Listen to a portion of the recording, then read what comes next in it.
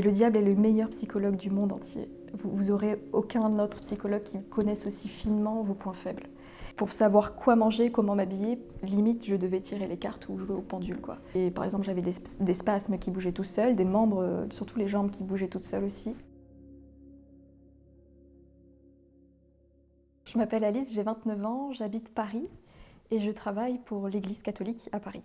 Alors je viens de Nice, donc de la Côte d'Azur, et j'ai grandi dans une famille qui est de tradition chrétienne, catholique de la part de mon père puisqu'il est d'origine italienne, et un peu orthodoxe du côté de ma maman puisqu'on descend de la Russie. J'ai grandi dans beaucoup de traditions, beaucoup d'art sacré. J'ai été élevée dans une musique sacrée. J'ai toujours eu l'œil sur les icônes orthodoxes parce que ma grand-mère les écrit. Mais j'ai eu aucune transmission de foi, on m'a jamais expliqué qui était le Christ. Si Dieu existait ou non, d'ailleurs, on ne m'en a jamais parlé. Voilà, donc j'ai baigné dans quelque chose de très chrétien, mais sans qu'une fois on me nomme Dieu. Depuis toujours, il y a eu quelque chose qui m'attirait vers le transcendant, l'absolu. Ça, c'est la force aussi de l'art. J'écoutais de très grandes symphonies ou des litanies de Saint Jean Chrysostome de Tchaïkovski. Alors je ne dis pas ça pour me vanter, mais c'est juste que j'ai baigné dans cette culture-là. Et le côté absolu me touchait, il y avait beaucoup de pleurs, mais je ne comprenais pas de quoi ça parlait, quel était l'objet de toutes ces symphonies, etc. Et au fur et à mesure, j'ai essayé de combler cette recherche d'absolu quelque part. Donc je l'ai passé par l'art, donc la musique qui a été vraiment fondamentale pour moi. Ensuite, j'ai dévié vers la philosophie, donc j'ai beaucoup lu de philosophes. J'ai vraiment cherché à comprendre quel était le sens de la vie, pourquoi on était sur Terre. Et ensuite, j'ai commencé mes études supérieures, où là, j'ai tout mis entre parenthèses et j'ai vécu une vie étudiante très dissolue. Donc j'ai mis de côté tous mes questionnements et ils ont fini par me revenir en boomerang une fois que j'ai commencé à travailler. Donc j'ai fini mes études de droit, j'ai trouvé très rapidement un boulot dans un établissement public. Et en fait, en travaillant, en m'installant véritablement, cette quête est revenue, cette recherche de quelque chose est revenue en moi. Et puis j'avais besoin de combler un manque. Voilà, il y avait une immense solitude qui faisait que croître, encore et toujours, et qui n'était jamais résolue. C'était terrible, alors je l'ai comblée aussi avec beaucoup de dépendance, puisque le problème de la solitude, c'est qu'on essaye de la combler avec des choses chimiques. Donc il y a la cigarette, il peut y avoir un peu d'alcool, il y a aussi la dépendance affective à certains amis, à certains garçons. Mais il y avait toujours ce côté, je sais que quelque chose de plus grand que moi existe, il m'appelle, mais je ne sais pas du tout où il est et comment l'atteindre. Et finalement, en travaillant à l'université, donc c'était mon employeur, j'avais une collègue qui était chrétienne et qui ouvertement parlait de sa foi. Donc pour un établissement public, c'était quand même assez osé de sa part. Mais le fait est que petit à petit, elle m'a redonné une certaine connaissance que j'avais eue enfant. Mon deuxième prénom est Marie, parce que dans ma famille, par tradition, on s'appelle Marie, de deuxième prénom. Et donc, elle m'a parlé pour la première fois de la Vierge Marie. Donc c'était une figure que je connaissais prénom, mais je ne savais pas quelle était son histoire, son origine. Donc petit à petit, cette collègue m'a mis plein de petites graines dans la tête. Mais encore une fois, je n'étais pas très certaine de savoir comment continuer à développer cette recherche et jusqu'où aller. Et puis finalement, les années passant, ce mal-être, en fait j'avais un mal-être profond qui s'installait de plus en plus. J'avais fait plusieurs dépressions, j'étais sous médicaments à l'époque. Et j'avais un vide immense qui faisait que se creuser, la solitude était de plus en plus pesante et je me suis rendu compte que ma place, là où j'habitais, le boulot que je faisais, les relations sociales que j'avais ne me correspondaient pas. Et donc j'ai décidé de tout arrêter, ce qui fait que je me suis retrouvée au chômage.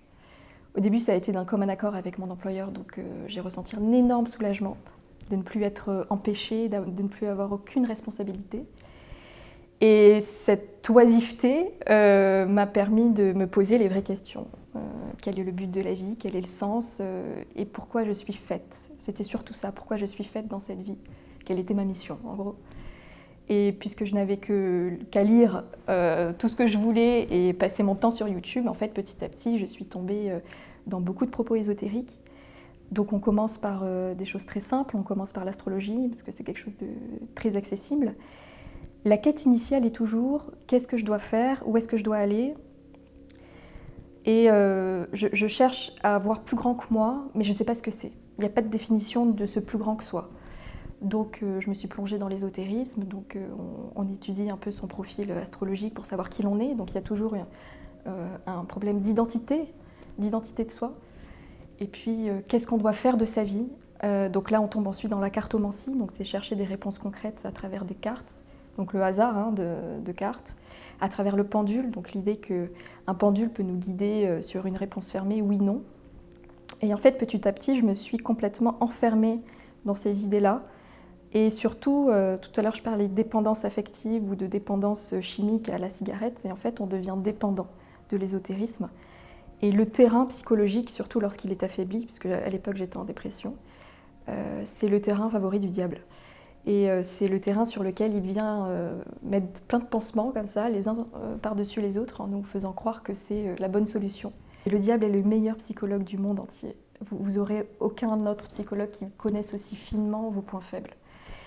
Et moi, tout a débuté parce que j'avais beaucoup de traumas, beaucoup de blessures et des failles immenses de dépression, de mal-être.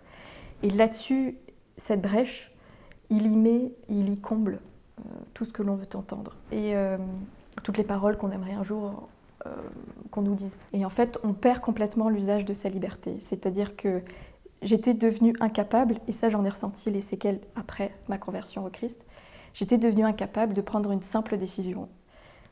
Pour savoir quoi manger, comment m'habiller, limite je devais tirer les cartes ou jouer au pendule, quoi. C'était devenu une dépossession de moi-même où j'avais plus d'identité, j'avais perdu toutes mes identités, je n'avais plus aucune volonté propre. Et cette quête d'identité, et justement quelle est ma grande mission sur Terre, pourquoi je suis là, en fait j'avais trouvé l'opposé exact, et pourtant c'est ce qui me comblait à l'époque. C'est le côté, je vais faire ce que les cartes me disent de faire aujourd'hui. Je vais faire ce que le pendule me dit de faire aujourd'hui. Et le propos même de l'ésotérisme est de faire croire que tout est caché et tout est à découvrir et que tout nous ment. Et évidemment, la première institution qui nous ment, c'est l'Église catholique. L'Église catholique nous ment à travers la Bible qu'elle a falsifiée, qu'elle a mal traduite.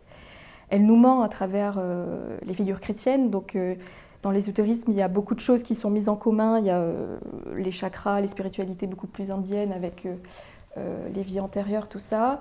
Mais il y a aussi des grandes figures chrétiennes qui sont mises au goût du jour. L'archange Michel est souvent invoqué. La Vierge Marie aussi est souvent invoquée. Jésus lui-même est invoqué aussi dans des rituels. Et en fait, on se crée un peu sa propre religion. On accumule plein de théories, plein de spiritualités complètement différentes et qui n'ont rien à voir. On se monte un peu la tête tout seul aussi. Et puis on se crée ses références. Voilà, on se crée vraiment ses références. Et de petites pratiques, même si petite est un peu un euphémisme, mais entre le pendule et la cartomancie, j'ai dévié ensuite sur des choses beaucoup plus fortes. Sur de l'hypnose régressive, donc l'idée qu'on a des vies antérieures et qu'il faut aller chercher en sortant de sa conscience pourquoi est-ce qu'on a tel trauma, pourquoi est-ce qu'on a telle maladie, pourquoi est-ce qu'on a telle difficulté dans la vie. On trouverait ces réponses dans des pseudo-vies antérieures qui n'existent pas. Ensuite, j'ai eu pas mal de pratiques complètement ritualisées où on répète des formules en fait. C'est de la sorcellerie, hein, donc on répète des formules pour essayer d'acquérir quelque chose. Du pouvoir aussi, enfin, c'est très particulier comme méthode de conception de ce qu'est un être humain, puisqu'il est censé s'améliorer, développer des compétences. C'est pour ça qu'on a des gourous dans l'ésotérisme, c'est parce qu'ils développent beaucoup de compétences, et tout ça sur base d'orgueil, c'est-à-dire que c'est l'orgueil qui vraiment nous guide. On est censé être hyper compétent dans la médiumnité, dans l'astrologie, dans plein de trucs. Et ensuite, j'ai eu beaucoup de sorties astrales, donc de sorties de corps. Donc pareil, c'est cette idée qu'on se met un peu en forme méditative et en forme d'hypnose, et puis on arrive à sortir de soi et à vivre des choses concrètes et réelles, en fait. C'est ça qui est un peu flippant, à l'extérieur de son propre corps.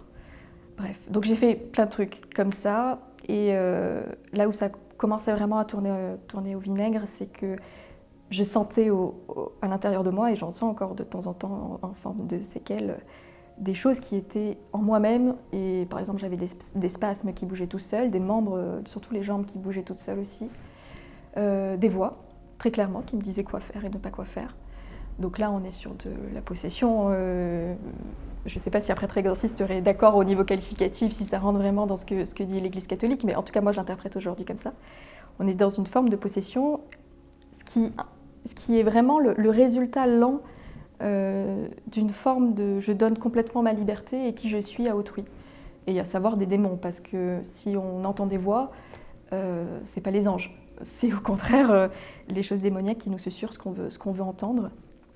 Et donc comme ça, et au fur et à mesure, j'étais au chômage, donc l'oisiveté avait pris de plus en plus d'importance dans ma vie. Et donc on n'a aucune responsabilité, on n'a aucun travail, on n'a pas de dignité à savoir qu'on travaille pour le bien commun. Donc je m'engluais dans cette oisiveté. J'avais quand même repris des études, mais je ne sais pas du tout où j'allais, j'étais complètement paumée. J'ai fini par ne plus avoir de logement. Donc petit à petit, je me suis complètement isolée aussi, puisque les autres ne nous comprennent pas et nous, on ne comprend pas les autres. Et surtout, on s'enferme dans un orgueil monstre, parce qu'on est persuadé d'avoir la vérité. Et puisqu'on est censé monter en compétence dans toutes ces pratiques, les autres, et ma famille n'étant pas du tout dans ce monde ésotérique et spirituel, et encore moins mes amis à l'époque, les autres ne nous comprennent pas, nous on ne les comprend pas, et puis j'ai perdu en fait beaucoup de personnes comme ça. Heureusement j'ai une famille très aimante, mais je sais que j'ai perdu beaucoup d'amis et beaucoup de relations de copains que j'avais, et je me suis retrouvée de plus en plus seule. Alors ce cheminement vraiment ésotérique, je l'ai eu complètement seule. Ma chance à moi, c'est que je l'ai eu que de manière digitale et numérique. Je ne suis pas rentrée dans une secte réelle en bas de chez moi. J'ai jamais eu de rencontre face à face avec quelqu'un qui était dans les mêmes mouvances. Mais le fait est qu'aujourd'hui, on peut y rentrer seul à travers le digital. Il existe des milliers de personnes sur YouTube qui vous racontent ce que vous voulez entendre. Des tirages de cartes, de tout ce que vous voulez, de grandes révélations prophétiques sur l'avenir. Voilà, donc j'ai eu que des rencontres numériques et digitales. Et puis aussi, et ça c'est véridique, aujourd'hui lorsqu'on va à la FNAC et qu'on va dans le rayon spiritualité, moi je me souviens quand j'étais jeune, il y avait la Bible qui était plus ou moins à portée de main. Maintenant la Bible est en bas, donc il faut s'accroupir pour la trouver, parce que ce qu'on voit en tout premier dans l'étalage spirituel, ce sont les sorciers, la cartomancie, il y a beaucoup de choses sur les pendules, sur la lithothérapie, donc se soigner à travers les pierres, etc. Donc il y a un accès aussi très simple en fait, et de consommation courante qui petit à petit permet d'avoir accès et permet d'approfondir aussi ses connaissances. Donc comme je le disais tout à l'heure, j'ai repris des études pendant mes 2 années de chômage, et à la fin de ces études, d'un coup, d'un seul, j'ai senti que les pratiques que j'avais, surtout la cartomancie, le pendule, etc., n'étaient plus... C'était pas ça, c'était pas bon ce que j'étais en train de faire. Donc ça, avec le recul, je me dis, c'est la grâce de l'Esprit Saint qui m'a quand même... qui m'a dit, chuchoté à l'oreille que ce que je faisais était mauvais. Donc je l'ai écouté, j'ai tout arrêté, j'ai arrêté ces formes de pratiques. Et puis, c'est la Vierge, en fait, qui est venue à moi, et surtout Saint Joseph. Pour l'expliquer un tout petit peu, donc comme je le disais, mon deuxième prénom est Marie. Et pendant cette période de conversion, donc lors de ma reprise d'études, je me suis souvenue de choses que je pensais, auxquelles je rêvais quand j'étais vraiment enfant, quand j'avais 7, 8, 9 ans. Et plusieurs fois, en me couchant le soir, je me disais « plus tard, je serai comme Marie ». C'est une phrase que je disais qui m'était totalement naturelle, alors que je n'avais aucune idée de qui était Marie à l'époque. Et au moment de cette reprise d'études et début de cheminement non plus, c'était très flou. Et un jour, j'ai trouvé une neuvaine. Alors, je ne savais pas ce qu'était une neuvaine, mais j'ai trouvé une énorme bougie avec une prière. Je l'ai allumée, c'était une Vierge à l'enfant, et je récitais le temps que la bougie se consume, cette prière. Et en fait, mon grand problème étant la solitude, je demandais à Marie un Joseph. Comme elle avait eu son Joseph, moi je demandais le mien. Donc c'était vraiment cette recherche de complétude que je recherchais avec un homme. Donc, encore une fois, il n'y avait pas Dieu dans l'équation, il y avait un homme, il fallait que je sois complétée par quelqu'un. Et au fur et à mesure que je priais, je pense qu'elle a fait du bon travail, Joseph aussi. Et j'ai guéri en même temps pas mal de blessures, parce que mes parents ont divorcé, donc ce côté famille pour moi est une grande blessure que j'ai encore au fond du cœur, et savoir ce qu'est une famille en fait. Ce que sont des parents et des enfants au sein d'un même foyer uni. Et en fait, je me suis sentie adoptée par Joseph et Marie. Enfin, ça a été quelque chose d'assez fort. J'ai eu beaucoup de guérison d'un coup, où je pleurais plus sur l'idée du divorce de mes parents. Donc j'ai eu vraiment un élan vers Marie et Joseph qui a été vraiment profond. Et ensuite, je me suis retrouvée donc, chez mon papa à Aix-en-Provence. Et, euh, et donc l'école était terminée, donc j'avais fini mon diplôme, j'avais aucune perspective professionnelle, j'avais plus du tout de logement. J'étais accrochée à mon chômage, donc ma seule rémunération c'était Pôle emploi. Donc j'étais vraiment plus bas, enfin au plus bas en termes d'accomplissement de soi, j'en avais aucun. Et puis au fur et à mesure que je discute avec mon père est croyant mais n'est pas forcément dans l'église catholique. Et il me mentionne une série, donc il me dit, mais tu sais, il y a The Chosen, qui est une nouvelle série sur Netflix que tu peux regarder. De toute façon, je n'avais que ça à faire. Et donc j'ai regardé la série, je l'ai vue d'une traite. Et à travers la série, j'ai découvert qui était Jésus. J'ai pleuré, je crois que j'ai jamais autant pleuré de ma vie. Et je suis devenue complètement obsédée par qui il était, si c'était vrai, si c'était faux. Et de toute manière, j'avais une telle soif de savoir et de comprendre et de le connaître que je ne pensais qu'à ça. Voilà, c'était du matin au soir, je ne pensais qu'au Christ. Habitant Aix-en-Provence, donc on a le sanctuaire de la Sainte-Baume qui est juste à côté, qui est le sanctuaire de Marie-Madeleine, qui est un endroit familial que l'on connaissait déjà en tant que balade. Mais là, on y est allé et j'y suis allée moi personnellement en essayant de trouver aussi une réponse. Et j'ai rencontré aussi Marie-Madeleine, donc que j'avais vue dans The Chosen et qui m'avait beaucoup parlé du fait de trauma passé et de ce côté rédemption et de graves péchés que l'on commet. Et on est quand même pardonné et aimé par ce fameux Jésus. Et donc ce moment au sanctuaire de la Sainte-Baume a été très fort. J'ai acheté une Bible et un chapelet. Lors de cet achat, j'ai été bénie par le dominicain qui tenait la librairie. Et au moment de sa bénédiction, j'ai eu un fluide immense qui m'est passé dans le corps, qui m'a pris les bras, les avant-bras et qui est sorti. J'ai vraiment senti quelque chose sortir de moi. Ça a été très puissant. Et lorsqu'on est revenu de la Sainte-Baume, j'ai dit à mon père, je lui ai dit, en fait, ça ne me suffit pas. Enfin, là, The Chosen, c'est mignon, le sanctuaire de la Sainte-Baume, c'est sympa, mais il m'en faut plus. Et en discutant avec lui, il m'a dit, écoute, prends des billets, va à Jérusalem. Et je suis partie à Jérusalem comme ça. J'ai pas réfléchi, j'ai pris des billets, j'ai pris 2 sacs à dos, un devant, un derrière, et je suis partie sans aucune attente particulière parce que je savais pas vraiment, à part rencontrer Jésus ou savoir qui il était, le connaître, parce qu'il était là, mais sans être là vraiment. Donc je suis partie sans stress, alors que j'ai un gros problème d'angoisse et de crise de panique, donc j'aurais eu toutes les raisons du monde d'être complètement stressée. J'ai trouvé le logement le moins cher, parce qu'Israël est quand même très cher, au Carmel, dans un Carmel. J'avais jamais parlé à une bonne sœur de ma vie, enfin, c'était complètement irréaliste. Mais je suis partie à l'aventure et en fait le jour où je suis arrivée à Jérusalem, j'ai été accueillie donc par une carmélite, la sœur hôtelière. Un apaisement complet et total. J'ai rencontré 2 personnes, donc 2 fidèles laïcs qui viennent de Lyon, qui étaient là en pèlerinage et en fait je me suis un petit peu associée à ce duo. On est devenus un petit trio pendant toute la semaine. J'ai rencontré une communion et surtout une église qui est vivante parce que je comprenais lorsqu'on lisait les évangiles et lorsqu'on était in situ sur les lieux où les choses s'étaient passées. Je pense notamment à Gethsémani ou même sur le mont des Oliviers puisqu'on était au Carmel du Paternoster. Ce que j'avais vu un peu dans The Chosen, ce que j'avais entreaperçu, je le vivais réellement. Et c'est comme si en étant sur le mont des Oliviers, je m'étais associée à Jésus lorsqu'il priait. À Gethsémani, je me suis associée à sa passion. Et en fait, j'ai vécu concrètement ce qui était écrit dans les évangiles et cette rencontre avec le Christ, elle a pris un sens très particulier pour moi parce que je me suis déplacée chez lui, que j'ai été bercée au sein d'un Carmel, donc au sein d'une communauté de l'Église catholique.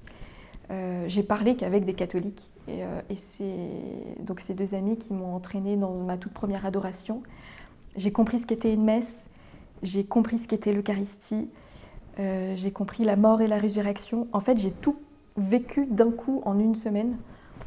Et ça a été fabuleux parce que en étant sur Terre et en désirant quelque chose d'au-dessus, et donc du ciel, là j'arrivais à l'identifier, je cherchais ce pont et ce pont je l'ai trouvé C'était l'Église. Et ça a été ses sacrements. Et ça a été fabuleux et ça a été révolutionnaire. Je suis rentrée en France et là je savais qu'il me manquait qu'une chose, c'était ma confirmation. Donc, bille en tête, je suis rentrée dans ma paroisse de baptême à Nice et j'ai pris rendez-vous avec l'abbé. J'ai dit, bon, écoutez, monsieur l'abbé, je vais me faire confirmer. Voilà, c'est décidé, c'est ainsi. Il m'a dit, non, avant, il faut se confesser. Et là, avec joie, bizarrement, avec joie, je me suis confessée. Ça a été un peu de stress, mais une énorme libération. Et c'est au cours de cette confession que je me suis rendu compte que le baptême que j'avais vécu bébé prenait vraiment un sens un sens tout particulier. C'est comme si j'avais renouvelé quelque part mon baptême ce jour-là. Donc c'était vraiment fabuleux. Le prêtre a été extrêmement gentil, plein de bienveillance et m'a vraiment fait ressentir, c'est-à-dire qu'à travers lui, j'ai vraiment ressenti l'amour et la miséricorde divine. Et à partir de là, j'ai eu des péripéties professionnelles qui m'ont fait peur. Donc je me suis raccrochée à la prière et j'ai découvert ce qu'était l'Église, ce qu'était l'Eucharistie aussi, je l'ai pratiqué à ce moment-là, la première communion, etc. La pleine connaissance de tous les sacrements, de l'adoration aussi, ce qui m'a beaucoup portée. Et en fait, ce que je disais tout à l'heure sur les 4 possessions que j'avais eues, petit à petit se sont dénouées au fur et à mesure des confessions. Et j'ai été extrêmement bien accueillie par des prêtres qui, connaissant mon passé, m'ont dit mais parfois une confession et une communion suffisent à faire partir le mal qu'on a en soi. Et c'est vrai. La prière du Notre Père, qui est la prière fondamentale, mais qui est aussi une prière d'exorcisme, à redire encore et toujours. Un signe de croix, tout simple, mais qui en fait nous permet de nous protéger, surtout lorsqu'on se sent parfois retombé ou qu'on a peur d'être dans des mauvais souvenirs, etc. Et donc en fait, c'est cette Église, ce sont ces ministres ordonnés, ce sont ces fidèles, ce sont ces religieuses, parce qu'après j'ai continué à développer ma foi, à chercher, à aller dans des couvents, à me retirer en monastère, etc. C'est cette Église en fait qui m'a... Cette complétude que je cherchais tant, je l'ai trouvée en Jésus, mais je l'ai trouvée en Jésus parce que l'Église me l'a offerte. Et c'est ça qui est fondamental. Et c'est pour ça aujourd'hui que je travaille pour l'Église. Aussi, c'est parce que je lui dois quelque part ma vie.